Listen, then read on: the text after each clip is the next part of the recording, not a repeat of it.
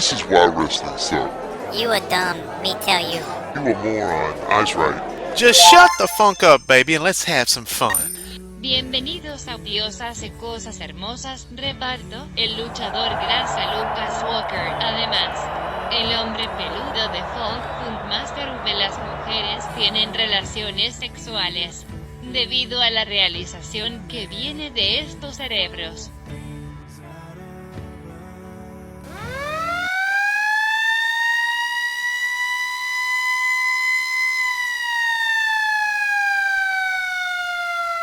Honey, I'm home. So take off your clothes and let's make love. That was my Casey Kasem impression. You know, we just sat here for 10 minutes talking about how we're going to do the show, and you've already stumped me. I'm sitting here speechless, like I don't know what I'm supposed to say to that, but I dig it, baby. I dig it. Well, you know, he was a foreigner, and we've got those foreigners all running rampant around this country. Who was a foreigner? Casey Kasem, he was like Lebanese or something weird. Oh my God! You mean a Lebanese was counting down the hits? Yeah, I mean he was from Japan. You know them Lebanese. Well, man, then you know these immigrants are taking over, man. Yeah, and they like to go to people's work, and you know these luchadors are fucking out of control, man. These luchadors. In fact, I think we've got some footage of a young luchador. Maybe he's not so young. But explain, you know, what's happened here in Pigeon Forge with these crazy luchadors flying around. These luchadors are taking over, and you know they're getting fucking out of hand, and they're getting a little cocky, and they're just running up to people and just yelling, you know, their little catchphrases, their little oles, and their little ribas, and you know. Well, let's. We got some footage of one lucha that's named El Gordo Gringo. El Gordo Gringo. All right, let's show the people here, and then we'll get off on this, and then in the next segment, we promise we're going to talk about all the crazy crap been happening in East Tennessee, specifically Knoxville.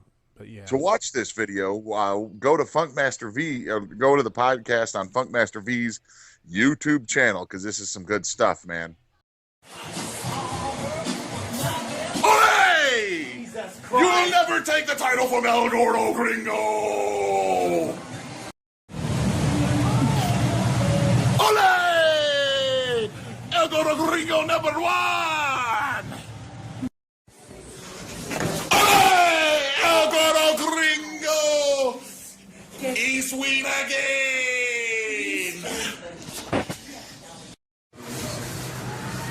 1065, 335. Ole!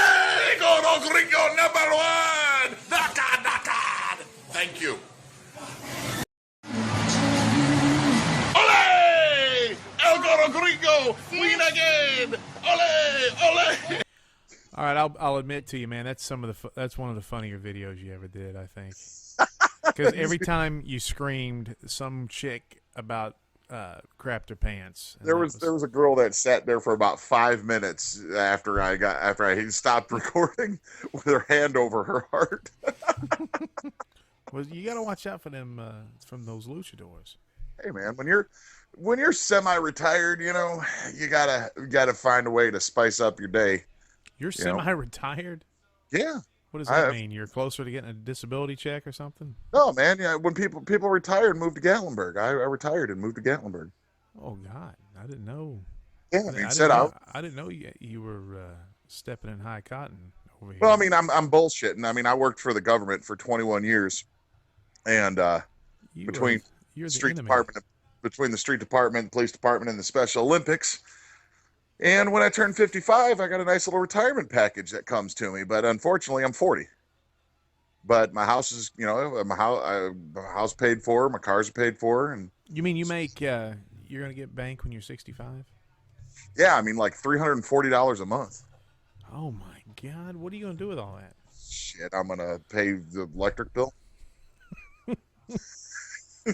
Oh, so anyway, there's been a lot of shit going on in East Tennessee.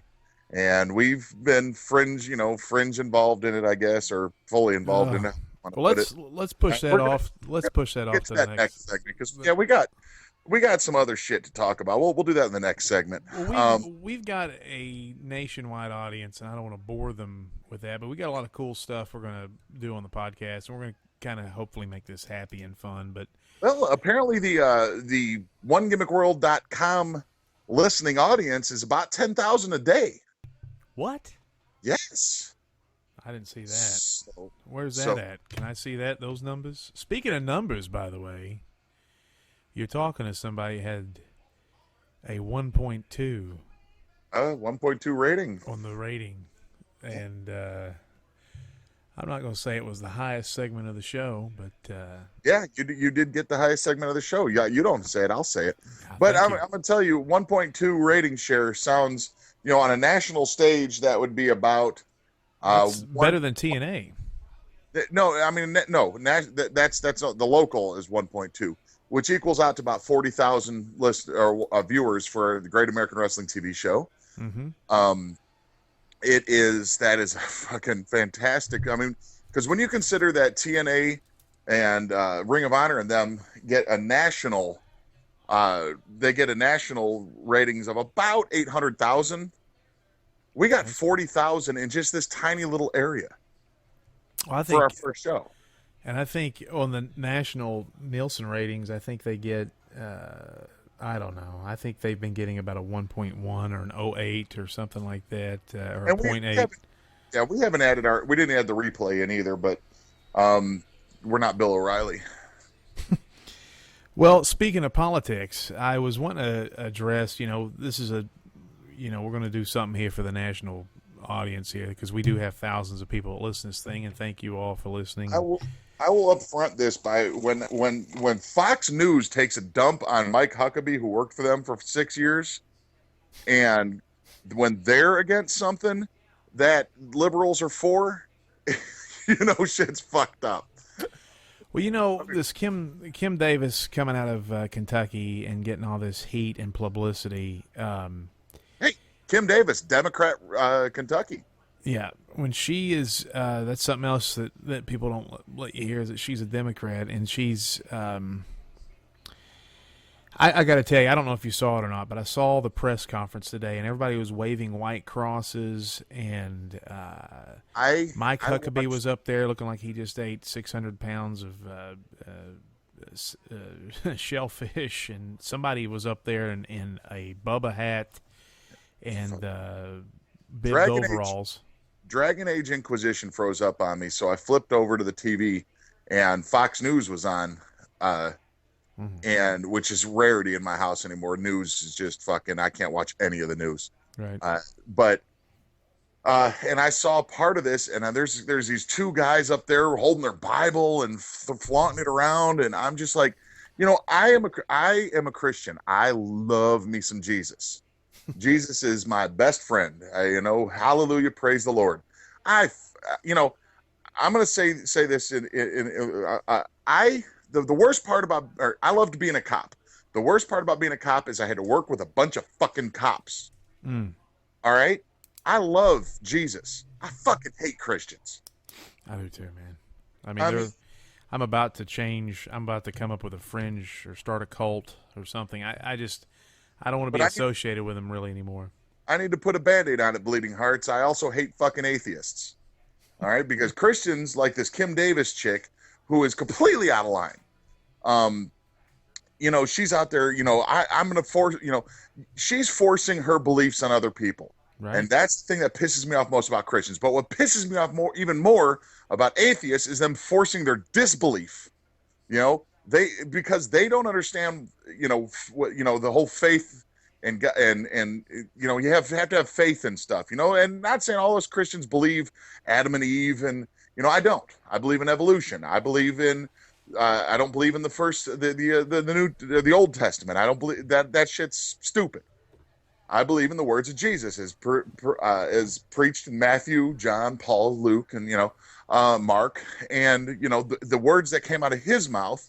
And what came after that is everything that came out of in the Bible in the New Testament after those verses was written Podcaster by, Luke Walker has slid off safety zone of the topic into a deep dark ravine. We will now use the Wake-Back machine to reset the internet and bring the conversation back to where it needs to be.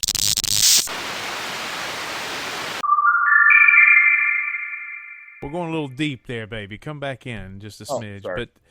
But I understand where you're coming from. And here's the thing, and this is the whole thing, is that we, as a libertarian, we live, and we're grateful to live in a place where you can exercise your religious freedom unless you're going to hurt somebody or potentially harm somebody. You can do whatever you really want to do. The thing that bothers me about this Kim Davis trick is not only the fact that she's been married 5 times, she's had 5 husbands, and if you go back to biblical law, that's adultery. If you go back to biblical law with the American marriage laws, you can't get a divorce just willy-nilly. So she, as a Christian, I'm sure it takes part of, and I'm not sure exactly what county clerks do, but I mean, I'm sure they have to file things when people get a divorce just because they're tired of their partner, which goes against the Bible. Exactly. So, to me, Jesus himself said that marriage, if you get divorced, you are committing, and you get remarried, you are committing adultery. Yeah, and everybody forgets that. And divorce should only be granted in the event of adultery. Right. So, and that's tough. I mean, there's spousal abuse and verbal abuse and people that change and all sorts of stuff. That's tough, and that's a different conversation. But the thing is, if we're worried about the Bible, if she's worried about biblical marriage, then she needs to quit her job anyway, because she's representing a government that doesn't respect biblical marriage to begin with, because she doesn't. American law doesn't give 2 craps about biblical marriage because they allow divorces willy-nilly. And as a libertarian here, we'll just back it up. I think she's an asshole. I've got lots of friends on Craigslist. Lord, I can't talk about that. I can't talk about them interactions. Lots of friends on Craigslist. Meet me at the Denny's parking lot at 2 a.m. Anyway, it's on your taxi. That's shoot. Sorry. You don't have to apologize to me, man. He's the one that put it up there.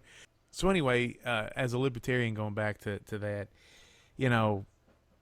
first of all, she's going to get paid big time. It looks like a publicity stunt. I have no idea what I'm watching. The thing that makes me sick about this is, in my opinion, the government shouldn't have any type of authority over marriage. It is a religious institution. If 2 consenting adults get married, who gives a crap? It began as a religious institution and moved into a corporation. It moved into being, like a business partnership, as much as it is, a religious institution. I think that the government has no fucking business whatsoever in marriage. No. If 2 dudes want to get married, that the government has nothing to fucking say about it. Right. And that's the whole thing. Is like these Christians here. I'm doing a podcast. Can you kill the elephant? Put it out of its misery. My wife has the worst sinuses in the world. She's so sweet. She's a little girl. Oh, your wife is the best, man. She's the best. She just made me some BLT sandwiches. She's great. She's a cute, hot, just vibrant, spry woman. And then about 5 times a day, I have to hear the most disgusting sinus decloggings. And that's what love is, I'm not going to divorce her. It goes against the Bible. But anyway. I love all these Facebook memes and stuff where all these people put love in this little fucking box that, a real man will do this, and you should cherish this, and what the perfect man will do is this. I was like, look, I've seen my wife shit 150 times. Ooh. Okay? No, we don't do that. That's fucking over love. A glass table with Ricky Morton in the room, or what? With Ricky Morton and Robert Gibson just fucking just busting a nut. Oh, there's the Boogie Woogie Man. Said I was looking at some porn earlier, and I came across my keyboard. Well, anyway, so my just to end this, I think this is a big publicity stunt. I think she's about to get paid big time. I think she's a hypocrite. I think she doesn't need to do her job. She can have whatever religious belief she wants. And I think in this country, if you sit there and you interpret a scripture, whether it's whatever scripture you think is real, whether it's Dianetics or the Quran or whatever, you have that right to interpret it any way you want to, believe it, but you cannot force it upon anybody else. That's the thing. Everybody's like, this is a Christian nation, and this nation will be great again once we start living by the commandments. And you're like, honey, this country has always had some really tremendous ideals. The guy that wrote All Men Are Created Equal owned slaves. Yep. Hello. We knew what to do. We had the truth in our hearts, but we couldn't really put our foot in front of the other and walk towards truth. We were, every generation of Americans has been screwed up. Now, what's beautiful about America, and this is why I wear red, white, and blue, is that we always progress towards the right answer. It may take us decades. We may move like a glacier, but, women got the right to vote. We started calling people of color men and women instead of boy and girl. Slavery was abolished. We haven't really made anything. White people can marry black people. Cats and dogs getting along. It's anarchy everywhere. We haven't really made it up to the Native Americans. I think we need to give them like a big gigantic chocolate fountain or something down on the reservations. Christ, we need to put an end to that fucking stereotype right now. Okay, we've made it up to the Native Americans. I used to go when I was a kid. I used to go up to Hayward, Wisconsin, stay on Lake Coudray, my favorite place in the world, and it was an Indian reservation, and that place sucked. Okay, yeah. I mean, no, the Indian reservation sucked. Then they built a casino, and those motherfuckers don't even have to work and get paid.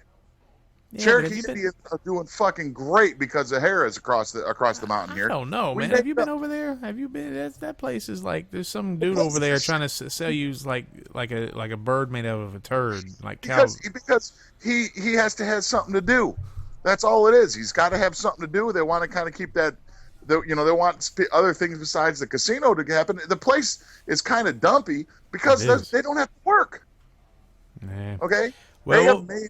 That's a different discussion for a different time. Let's switch gears here, Luke, because you covered a myriad of things. But I think we can agree that Kim Davis is a fucking cunt. Yeah, I don't. I know you don't use that word, so. Well, I don't because that's one of the few words I don't. But freaking cunt. See what I did there?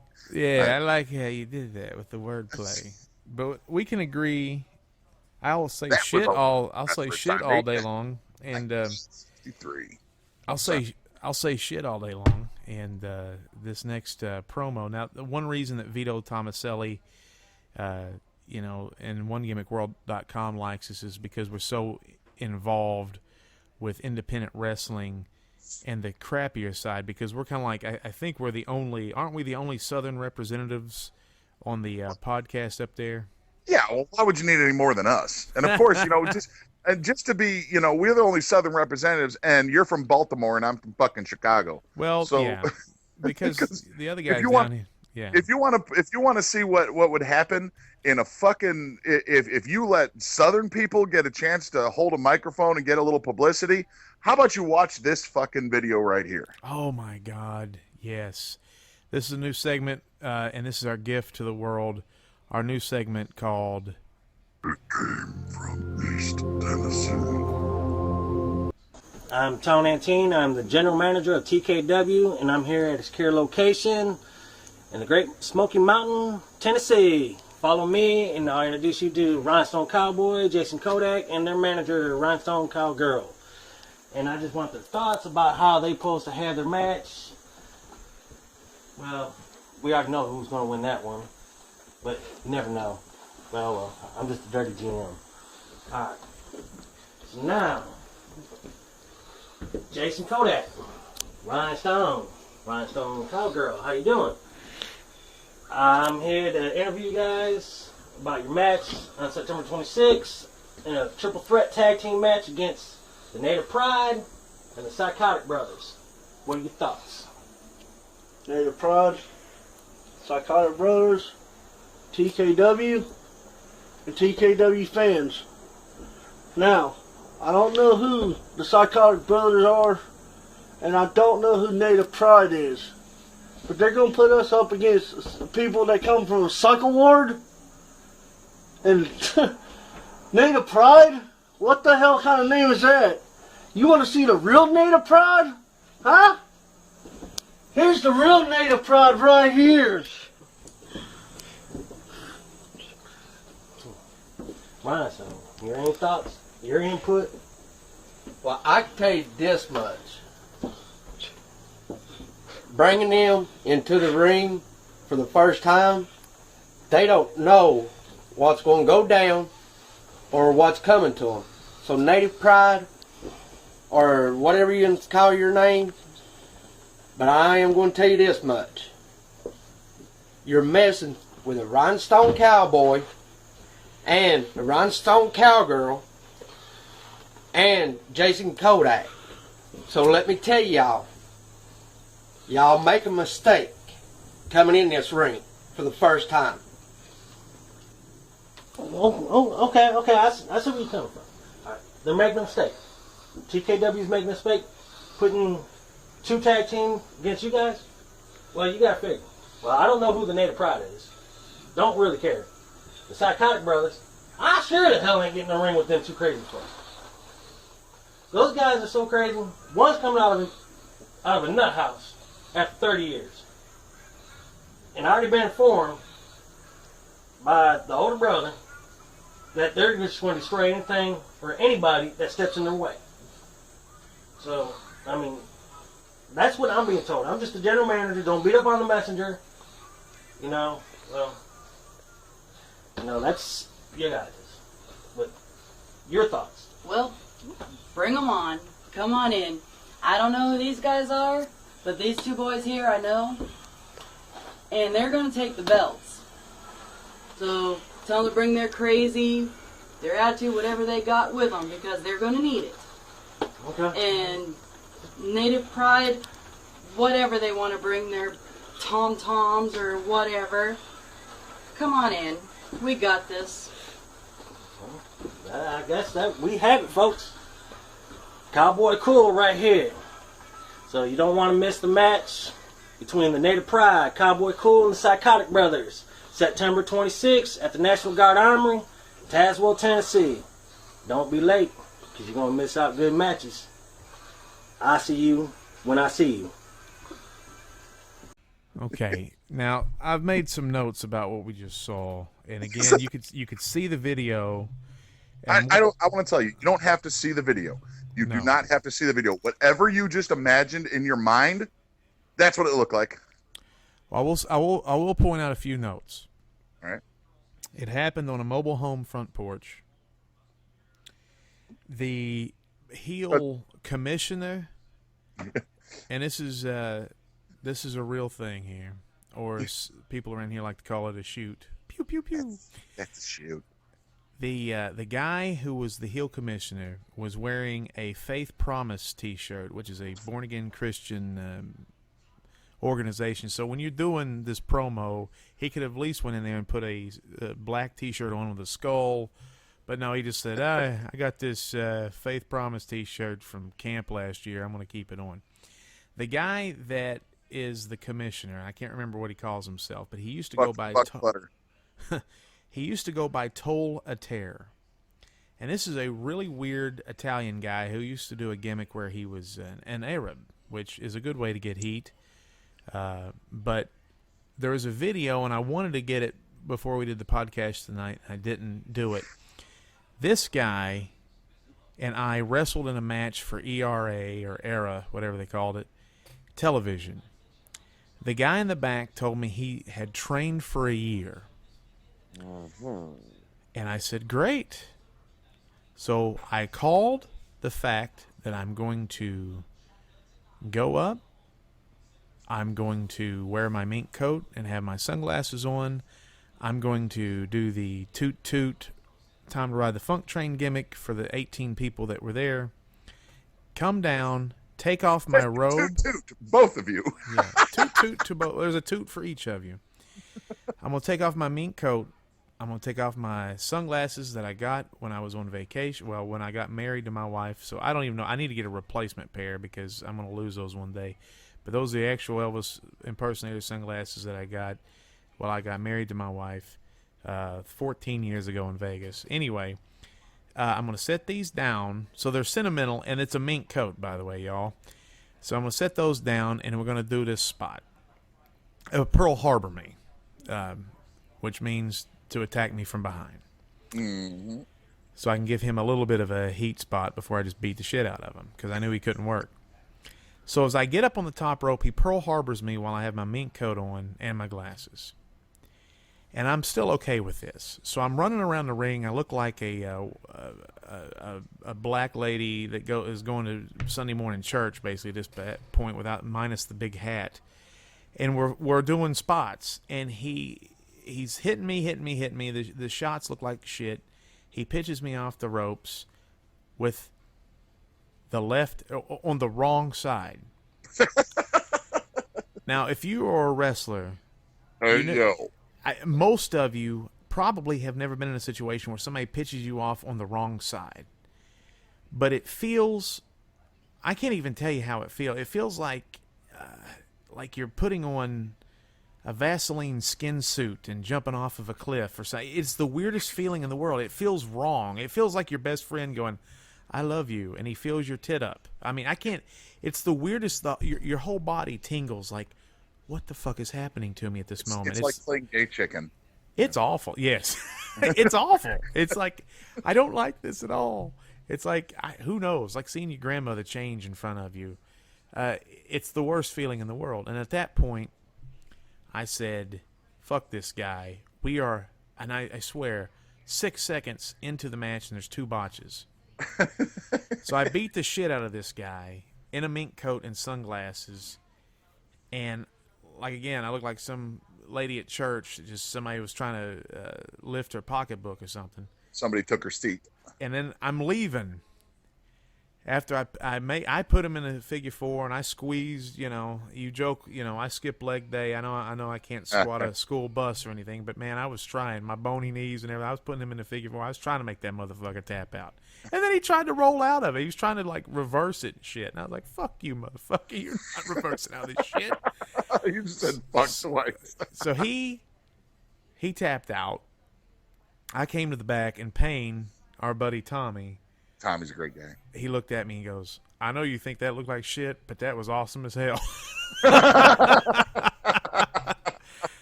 So anyway, that's the first guy that talks. And then he goes, and there's a person named Cowboy Cool. Is that the guy with the mask? No, maybe Cowboy Cool. Maybe Cowboy Cool. The name that's the tag team name of. Oh, that's right. The Rhinestone Cowboy, who doesn't have any rhinestones on him. And the guy that looks like somebody took a Grimace suit and painted it black. Okay, there's a man named Jason Kodak, and he was the first one to speak as the wrestlers. And Jason Kodak has a first and last name and is wearing a mask. Yes. And he, like I said, his fupa doesn't quit. Oh, dude. Do you remember them? Starts at his chin and goes all the way down to his knee. Do you remember them toys, the, what were they called? The Weeble Wobbles? The Weebles wobble, but they don't fall down? That motherfucker will fall down. Well, it'll be tough. If he goes frontward, no.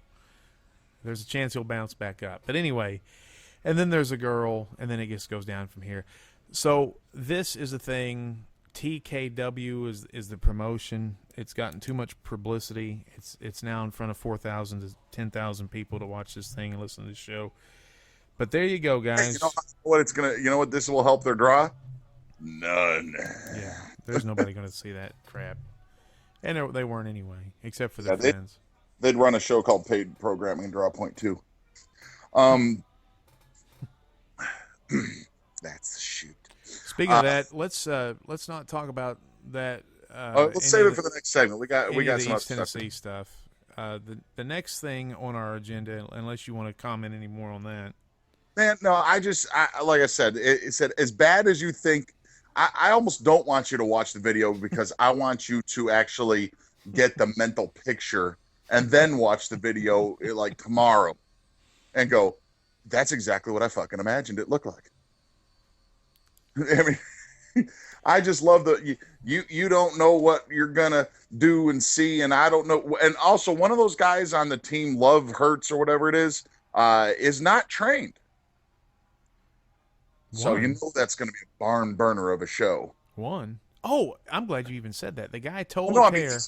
I mean, he's not. It's not like he's one of these guys that come up and's like, man, I've been training for a year, and you could tell he wasn't trained. No, this guy has never trained. Well, it's good to get him in a match. And then the guy told Tear. So I got back in the back. We kind of play hard and stuff on this podcast, but me and you are really nice guys, and really we try to help people get over. That's all I do is try to help people get over. And that's all I do too, and it comes back and bites us in the ass all the time. But here's the, but that's okay. That's who we are, and that's not what we're going to change. And a lot of that has to do with the Christian stuff on the inside of us. I'm not going to let people change who I am. I'm not going to care if you're going to put down what we do. I'm not going to change just because you say that. I got other things I got to do with my life, and I've got people to help. I have had at least 30 people that are my friends that have nothing to do with wrestling, and that I didn't even tell were on the show, that have talked to me after the show that aired Saturday, and said their favorite thing on there was Funkmaster V. Oh, well, and it got so you are so fucking over, and you don't even realize it. Before this show aired, me and you went to this little Mexican place that we love to eat at called El Primo. It's fantastic, and people in Chicago understand when I say it's a shitty little hole in the wall. It's it's a convenience store with like 3 benches in it, with the best fucking food on the planet. But you're paying for me. Thanks, you're the king of rock and roll, man. Thank you. And I'm walking out to have a cigarette because I'm a scumbag, and this little one Mexican, or I think he was Honduran. This Honduran guy slaps his buddy on the arm and goes, "That's Funkmaster." Like, he just saw a fucking Elvis reborn. Yeah, that's Funkmaster. I'm telling you, Funkmaster is over as Rover. Don't drive drunk, ride with the Funk. But ride with the Funk. To kind of close this, it came from East Tennessee, and I appreciate you putting me over there. But the guy that I wrestled, who was the guy that had the Christian T-shirt that introduced the segment from Hell, he when I got back in the back, and like this is what I was saying, we're real positive. We try to be the good guys as much as we can, and so we're positive. I go back there and I'm telling him, what in the fuck are you? What the fuck are you telling? You have not been trained. You pitched me off on the wrong side. You're a motherfucker. I hate you. I want your face to fall off. I want to fuck your mustache. You're an ugly motherfucker. Where the fuck? She's sleeping in the other room, right? I hope so. If not, she'll go to school and spray paint something. My dad is an asshole, and so am I. But anyway, the guy was looking pretty peaked, and everybody was confused because I'm normally a guy that tries to cut a couple jokes and get the fuck out of there. And I said, "How did you train? Who trained you?" And he said, "Well, it wasn't pro wrestling training. I did amateur wrestling in high school for a year." For a year. And so amateur wrestling in high school for a year means 3 months. Yeah. And I asked, exactly, good point. And I asked him, I said, "How old are you?" He was 38 at the time. So over 20 years ago, he had 3 months of amateur wrestling, which apparently he sucked at, or he would have kept doing it other years. He was like, "Well, I suck at this. I'm going to go play a tetherball in the sandlot or whatever." Oh, man, tetherball rules. Well, he must be good at it. All right, we're part of the OneGimmickWorld.com, and the offshoots is also awesome. And then you can watch some of the stuff that we put up on Funkmaster V's YouTube channel. But One Gimmick World is doing this thing called the Man Hall of Fame. Yes. And explain a little bit. I'm going to pull our shit up here real quick. Explain to the lovely people. I want it to get a little more heat than it's gotten. I think it's just kind of one of those things where everybody's, football's coming around, and every man is kind of, you're mourning that your Jets are the Jets. And we didn't lose last week. Yeah, well, in preseason, yay. Winning and being happy about a preseason win is the same thing about being proud of your son for getting a participation trophy in the Special Olympics. We didn't. Well, the joke was there was no game this week. Oh, yeah, hey, yeah. But and I'm pretty happy. The pretty much the power rankings have the Packers at number 1. Hey. God, you may be a Packers fan. You're from fucking Chicago. I'm also a Cubs fan. I can't stand the White Sox or the Bears. Here's what I'm going to tell you why I can't stand the Bears. And I think a lot of Chicago people that grew up around Chicago understand this. It's a lot of the same thing about like what I said about being a cop. I can't stand the fucking Bears because I can't stand fucking Bears fans. I can't either. Okay? I'm 12 years old at the Bears game, and I'm getting beers thrown at me, and I was a Bears fan at the time, but I'm just basically being physically assaulted, and then said when the Packers win, they're like, hey, and I saw this because there's a Bears Packers game, and the Packers they won, and the fans were all like, hey, hey, it was a great game, and the Bears fans and they weren't rubbing it in nobody's faces. The Bears fans were like, you what the fuck is you suck with the Bears? We got dicker. Well, it's the same thing, growing up down in Tennessee. A friend of mine, I used to go to church with this guy. His name's Nathan Cox. Nathan Cox is head back and sucks it all.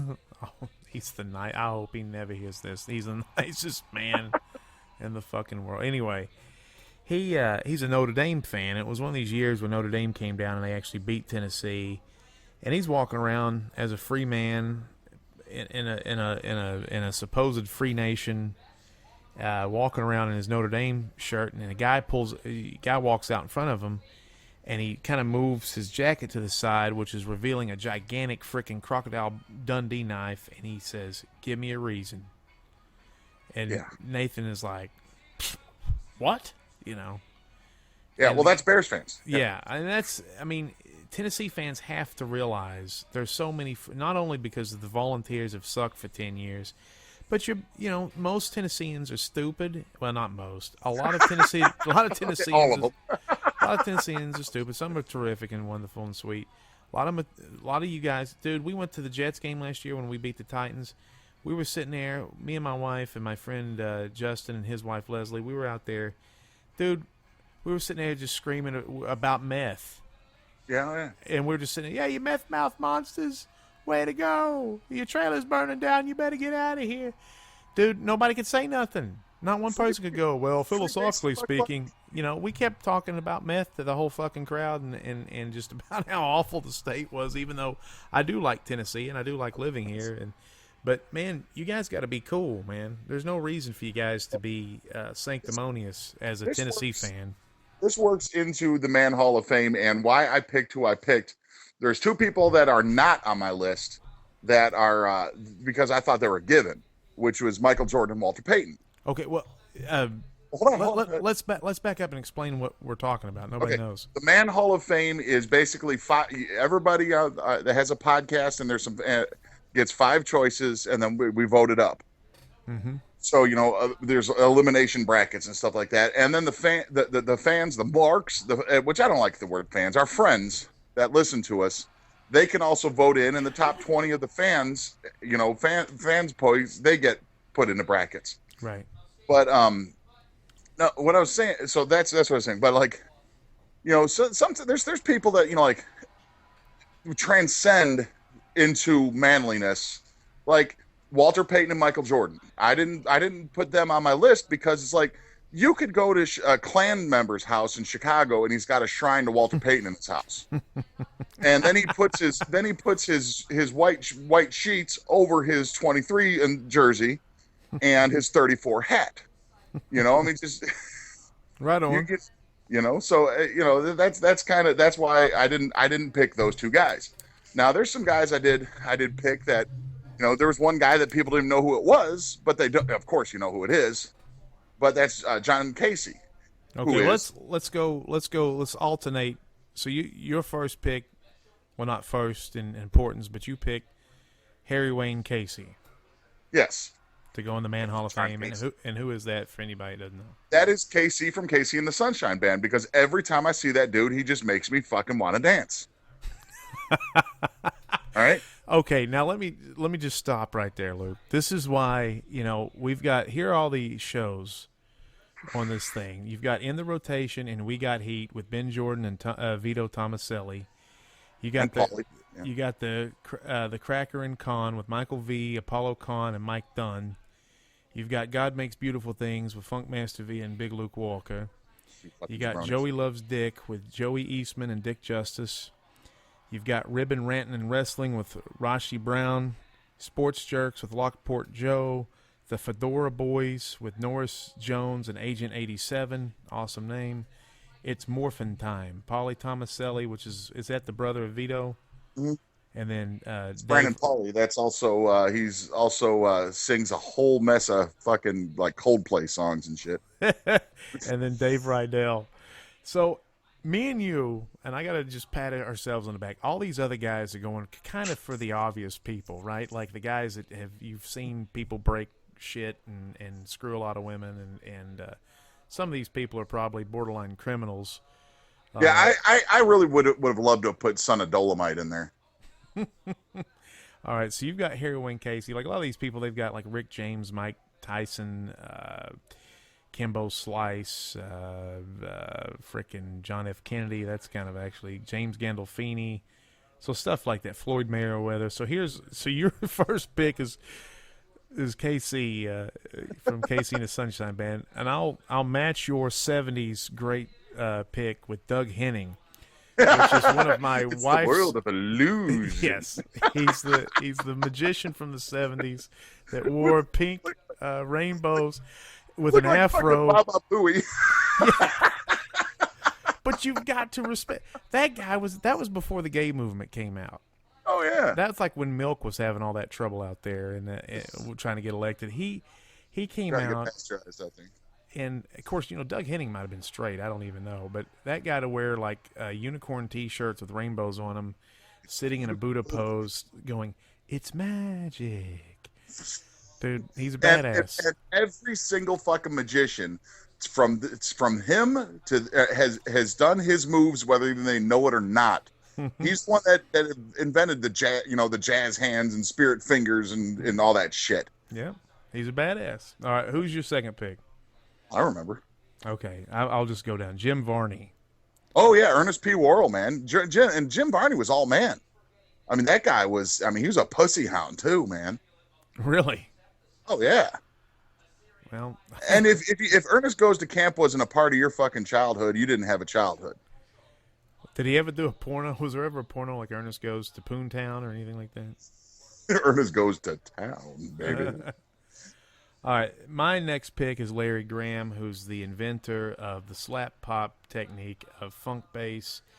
Badass bass player from Sly and the Family Stone, and also Graham Central Station, and also still is a badass wearing all white hats, suits. And has the only bass in the world that has a microphone sticking out of it so he can sing, and he's got that a pretty face, oh what a flower. He's so deep I don't even know what he says. But anyway, he's a badass. And I love that guy. So all right, number 2 for you is Sam Kinison. Yeah, I mean Sam. Yeah, that doesn't need to be talked about. That's another one of those gimme picks. I mean, Sam was all man. I mean, he died driving 90 miles an hour in a Lamborghini with a fucking hooker blowing him while he was all coked up. I mean, you don't get any more manly than that. All right, I love it. There's nothing else I can say to that. That's great. And then of course, he does the famous scream, which he probably did at the end of his life.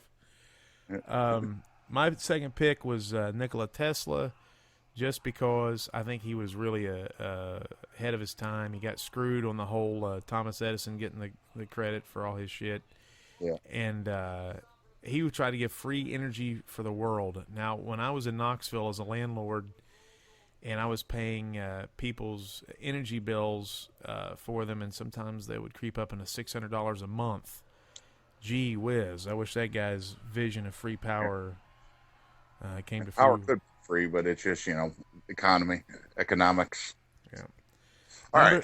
Number 3 for you, gentlemen, Chris Adams.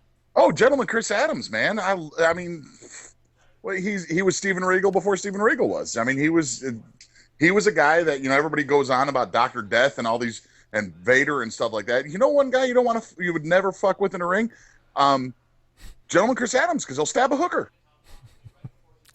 A lot of you guys have things, a lot of famous stories with hookers, and that's my favorite pick that you had. Not only because it was a wrestler, but I really thought that was a really cool and unique character. That guy's my hero. No, yeah. I mean, straight up. That I mean, we can go on all day long about the names. That's like we did the Roddy Piper and Dusty and all these people that we love. But my hero as a kid was Gentleman Chris Adams. I find that interesting because he doesn't wrestle like you, and it's not, I don't know, it's, nobody. That's a guy like when I was in Chicago, that's how I wrestled. And people hated it, and when I came here, people hated it too because I used to 6'8" guy wrestling like a 5'10" guy. Right. Yeah. He's kind of like one of my favorite wrestlers is Bad News Brown because of the judo thing, and a lot of people don't understand that. But Tate Twins got that down. Yeah, well, Bad News didn't wrestle like that. He wrestled like he was the Black Stone Cold. My number 4 pick is it's number 4. I put Martin Luther. And I know Vito, not Martin Luther King. Vito and them, none of them. I don't think they're very religious or anything, and I know they're probably not. Since they're Italian, they're probably not. They probably ribbed me on this actually. But they put Martin Luther King down, which is also a badass selection. There's no greater man that's ever lived than Martin Luther King Jr. But that's one of those that you didn't want to put in because you just kind of figured he's there anyway. Yeah, and so I put Martin Luther, who was the guy that he was basically the reason if you're a Protestant today or an independent Christian or whatever, it's because of this guy. He sat there and was like, you know what, the Catholic Church, I believe, is fucked up. So he tacked 98 theses to the door of different problems he had with the Catholic Church. And I got to tell you, if you're going to stand up to any entity in the world, standing up to the Catholic Church, you've got to have Bob Ballones this big. So I shout out. Two things about him is, that's where Martin Luther is Lutheran, right. And he stabbed a hooker. Now, for real, he didn't. Now, this is a detriment to him. If you're not going to vote for him, I wouldn't vote for him for this. Martin Luther also believed that if you, I think, shouted or threw a stone into the lake, that a witch would come out and chase you around. Well, I mean, that could happen. It depends if you're at and maybe that's why he stabbed that hooker. You could swim at it like Douglas. Yeah. Well, maybe that's why he stabbed a hooker. He thought it was the witch coming out of the lake. Yeah, they'll come out of the lake, they'll yell at you in Spanish, and then, you got to run home. All right, your last pick is Elvis. The king of fucking rock and roll, man. I said that was my biggest, that was my real gimme pick. Because, Elvis didn't have to say shit to get laid. He just pointed his dick and went, and the guy was, there was no, maybe even Sinatra was nowhere near as cool as Elvis. Elvis was just straight up cool. Cause, there you go. You're going to piss off Vito again. Well, no, Sinatra was cool. Don't get me wrong. I fucking love Sinatra, but Elvis was just kind of like, was just, straight up man. Well, they hated each other, right? Sinatra. Yeah, they didn't get along very well at all. Sinatra thought he was a goofball because, but Elvis was, like I said, not only is the king of the rock and roll, he's the first fucking rock star. And he stabbed a hooker. I'm looking at some of these other selections here, and like Roski Brown, his first two is Larry David and El Chapo. I mean, this is the competition that we're, say what you, I'm not an Elvis fan, but I did, when I got married, I got married by an Elvis impersonator. So, he's fun, if you're honest with him. It's a lifestyle, man. And it said, because like it's always been said, there's two kinds of people. There's Elvis people and Beatles people. Elvis people tend to be more fucking just kind of guy, and Beatles people tend to be more like liberal candy asses. Well, I was a Sly and the Family Stone guy, so what does that make me? Black. Awesome. And that's another thing. I got into it again with a black guy who we're sitting there, and I'm at work, and Before You Accuse Me comes on, and he's like, "How you know this song?" I was like, "Man, that's fucking, everybody should know this song. This is one of the second most covered song recorded ever." Which song was it? Before You Accuse Me. Oh. And I'm like, so he's like, "Yeah, it's a white people stealing the black man's music." I was like, "Nah, y'all left it." That's true. I could walk, I would walk up to any black person under the age of 30 right now and say, "Hey, man, name me one Buddy Guy song," and they couldn't do it. Well, I'd like for the black folks to remember that they invented rock and roll and come back to it, because they did it better. And well, Rocket 88 is the first rock and roll song. Yeah, and I just, hip hop's great, and I don't want that to go away either. Don't get me wrong. Of course, the new hip hop's not my favorite, but I like early 90s. I like when it actually meant something, and there's some good stuff now, but there's no KRS-One. All right, and my last guy was Jigaro Kano, he was awesome in Mortal Kombat. He's the guy that invented judo, and this will tie in back to wrestling, and I'm glad. Now, this is something. It always seems to me that pro wrestlers have low self-esteem. If you've ever noticed, That's small dicks. Huh? Small dicks. Some don't. And if we want to know, we'll ask. I'm not gonna we'll ask everybody out in Cosby or out at the. Well, yeah. When I pulled my pants out of Newport, when you flopped your dong out and did the helicopter in front of it. I mean, this story's taking a life of its own, man. Yeah, but anyway, before you know it, you were doing the sprinkler with your whiz, Well, I'll tell you, the he divorce. whipped it out and he beat 5 3-year-old girls in the front row. The divorce rate in that county went up 6% the next day. Jigaro Kano invented judo, and he, for anybody to know, judo, there's no, in the sport form now, there's no punching and kicking. It's pretty much just Eastern grappling. Russia has sambo, and then we have wrestling. And hey, that's racist. But Jigaro Kano got to the point where his number 2 guy and him could not defeat each other. And I think if we still have this low self-esteem about pro wrestling stuff, we need to be proud of our heritage, because this is actually a true story. Jigaro Kano beat everybody's ass. Africa, Europe, whatever. He would kick everybody's ass in grappling. He was a badass. And his number 2 guy was just as good as he was. When he did a tour of the United States, the only people that gave him trouble and the only people that beat him were American pro wrestlers. You can look that up. We were the only guy. Now, he kicked most of their asses, but the only guy that could take him out were American pro wrestlers. And he went back with American pro wrestling moves, i.e. flying leg scissors, i.e. fireman's suicide carry. dives, and figure four. No, but like the flying leg scissors and the fireman's carry, a couple moves like that. He went back and he started kicking his buddy's ass left and right, because he had these techniques that the pro wrestlers invented. And if you look in the list of all the throws of the official judo, at the very end, you see a lot of American wrestling moves. I think that's pretty badass to me. So that's why I put him in the list, is that he was open-minded enough to let the Westerners kind of have an influence. And that man was the devil. All right, so next segment, we're going to talk about some of this East Tennessee crap. We're going to do a real quick what we thought of the WWE this week. John Cena, Undertaker, Repo Man, Tatanka, Tino Santana, Bob Backlund, the Iron Sheik, the other guy, those guys.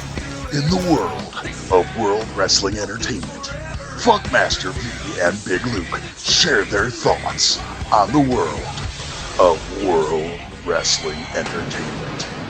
All right, here we are. I'm Big Luke. That's Funkmaster V. Funkmaster V, did you watch Raw this week? No, man, I don't watch that. This concludes the world of World Wrestling Entertainment. All right, we're about out of time, buddy. And well, that's how long it's going to take me to talk about this shit in East Tennessee that's been going on lately. Basically, here's my summation of the entire East Tennessee thing going on right now. Hold on, let me. Marks